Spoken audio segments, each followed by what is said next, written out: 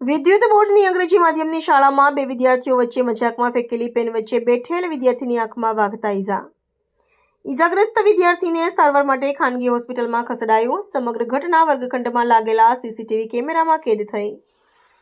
શહેરના કોટા વિસ્તારમાં આવેલી વિદ્યુત બોર્ડની અંગ્રેજી માધ્યમની શાળામાં ધોરણ 9ના વર્ગખંડમાં ગતરોજ શાળા છૂટવાના સમયે ચાલુ વર્ગખંડમાં ક્લાસ ટીચરની હાજરીમાં જ બે વિદ્યાર્થીઓ વચ્ચે મસ્તી ધમાલ દરમિયાન ફેંકેલી પેન વચ્ચે બેઠેલા એક વિદ્યાર્થીની આંખમાં વાગી જતા વિદ્યાર્થી ઈજાગ્રસ્ત થયો હતો. સમગ્ર ઘટનાને પગલે ઈજાગ્રસ્ત વિદ્યાર્થીના વાલીઓ દોડી આવ્યા હતા અને પોતાના પુત્રને હોસ્પિટલમાં સારવાર અર્થે ખસેડાયો હતો. શહેરના કોટા વિસ્તારમાં આવેલી વિદ્યુત બોર્ડની અંગ્રેજી માધ્યમની શાળામાં ધોરણ 9ના વર્ગખંડમાં ગતરોજ શાળા છૂટવાના સમયે એટલે કે 12:10 કલાકે જ્યારે ક્લાસ ટીચર વિદ્યાર્થીઓની નોટબુક ચેક કરી રહ્યા હતા તે દરમિયાન આગળની બેન્ચ પર બેઠેલા વિદ્યાર્થીએ મજાક મસ્તીમાં ઊભા થઈ પાછળના છેલ્લી બેન્ચ પર બેઠેલા વિદ્યાર્થીને છૂટી પેન ફેંકીને મારવા જતાં વચ્ચે બેઠેલા એક વિદ્યાર્થી હર્ષ રાઠોડની આંખમાં વાગી જતાં હર્ષ ઈજાગ્રસ્ત થયો હતો. સમગ્ર બનાવની જાણ થતાં શાળાના આચાર્ય અને શિક્ષક દ્વારા ઈજાગ્રસ્ત વિદ્યાર્થીના વાલીને જાણ કરી હતી, જેથી તેઓ તરત જ શાળામાં દોડી આવ્યા હતા અને દીકરાને ખાનગી હોસ્પિટલમાં સારવાર અર્થે ખસેડવામાં આવ્યો હતો.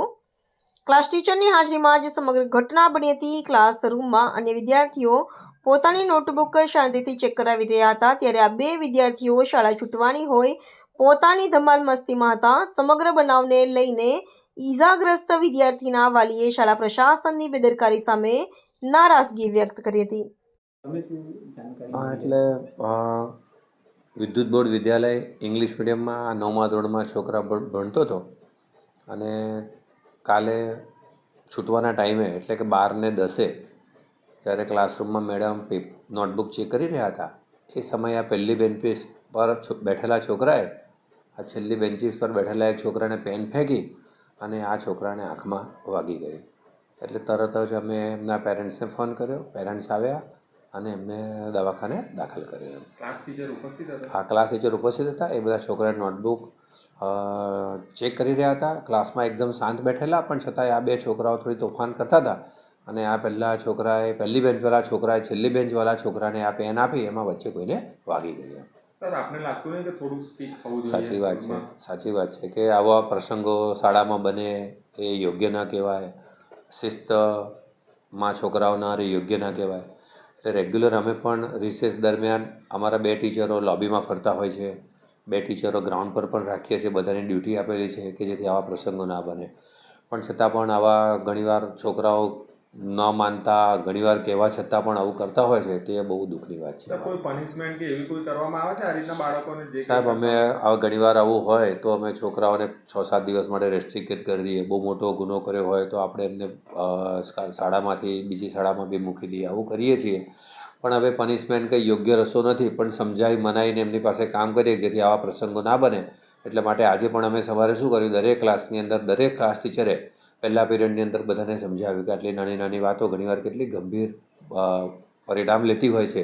એ બધું સમજાવી અને તોફાન ઓછું થાય ના થાય એને માટેના અમે પૂરા પ્રયત્ન કરીએ છીએ. અત્યારે એને હોસ્પિટલાઇઝમાં દાખલ કર્યો છે. કાલેનું ઓપરેશન પણ થઈ ગયું છે. સર, કેટલી ગંભીર બાબત છે? આંખમાં પેન વાગવી વિદ્યાર્થીનો આંખ જેવી સેન્સિટિવ વસ્તુની અંદર વાગે એટલે એ ગંભીર વસ્તુ જ કહેવાય. કેટલા ધોરણમાં ભણતો? મારું નામ શૈલેષ રાઠોડ. મારા છોકરાનું નામ છે હર્ષ રાઠોડ. એ વિદ્યુતનગર કોલાની અંદર જીબીની સ્કૂલ છે એની અંદર 9મા ધોરણમાં ભણે છે. એના એ બરાબર 12:05 જ્યારે 12:10 સ્કૂલ છૂટવાના ટાઈમે એમના જે મેડમ હતા હોવા છતાં છોકરાઓ મસ્તી કરતા. ક્લાસ ટીચર જે હતા, જે મેડમ ક્લાસ ટીચર જ હતા, એમણે એટલું કહેવું છે કે મસ્તી શું કામ કરો છો આ છે. તો છતાં મેડમે કશું કંઈ કીધું નહીં અને ફૂટેજ ચાલુ છે. તો ઓફિસની અંદર બેઠા બેઠા શું જોવે છે આ લોકો? જે પ્રિન્સિપાલ ઓફિસમાં ઝઘડો બગડો નહીં, છોકરા મસ્તીની અંદર કરતા હતા. તો એમની કહેવાની છે ફરજ ટીચરને કે આ શું કામ કરો છો, કોઈકને વાગી જશે. તો છતાં કંઈ બેદરકારી લીધી. ફૂટેજની અંદર બધું બતાવે છે. ત્યાં હું જોઈને આવ્યો છું ને મારા છોકરાનો કંઈ વાંક નથી. જે છોકરાઓ હતો છેલ્લી બેન્ચીસ ને પહેલી બેન્ચીસ પર, તો એની અંદર ક્લાસ ટીચરને ખબર તો પડી છે ને કે આ શું કરે છે. એ નીચે મોઢું નાખીને બેઠી હતી, બરાબર. તો શું કરે, આ છોકરાઓ મસ્તી કરતા હતા. એના ફૂટેજ બધા છે. અને મારા છોકરાને છેલ્લી કાગળના ડૂચા માર્યા, પછી એ ભાઈ બોલપેન મારી એ સીધી મારા છોકરાના જમણા આંખ પર પડી ગઈ હતી. અત્યારે કેવી સિચ્યુએશન છે? સિચ્યુએશન તો સારી છે, છોકરો બોલે છે, બધું છે, પણ હવે આંખની કંઈ એ છે નહીં અમારે. તો મારે ગુજરાત સરકારને એટલું કહેવું છે કે ઓલ ઇન્ડિયા, ઓલ ગુજરાતની અંદર કે આવા બનાવ ના બને અને છોકરાના મા બાપ આ તકેસ્થિત રહે એમ કે દરેક સ્કૂલની અંદર આવું ના થવું જોઈએ. હા, તો હું છું જીબીની અંદર છું, મારી સ્કૂલ જીબી જ છે, હું એવું નહીં માનતો, પણ આ બનાવ બીજી વખતે દરેક સ્કૂલની અંદર ના બનવો જોઈએ ઓલ ગુજરાતની અંદર. અને સરકારને નિવેદન કરું છું કે દરેક સ્કૂલની અંદર કે આ માર્ગદર્શન આપે કે છોકરાઓ આવી રીતના કરે છે એ થોડુંક દૂર કરે. જે પ્રિન્સિપાલ છે કે ક્લાસ ટીચરો છે એમનેથી દૂર કરે, છોકરાઓને સમજાવે કે આ વસ્તુ બનાવ બન્યો છે, છોકરાને મારી આંખ ગઈ છે અને ગળામાં વાગે તો છોકરાનો જીભ બી જાત, તો અમે શું કરત? કયા ધોરણમાં બાળક ભણે? 9મા ધોરણમાં. શૈલેષ રાઠોડ.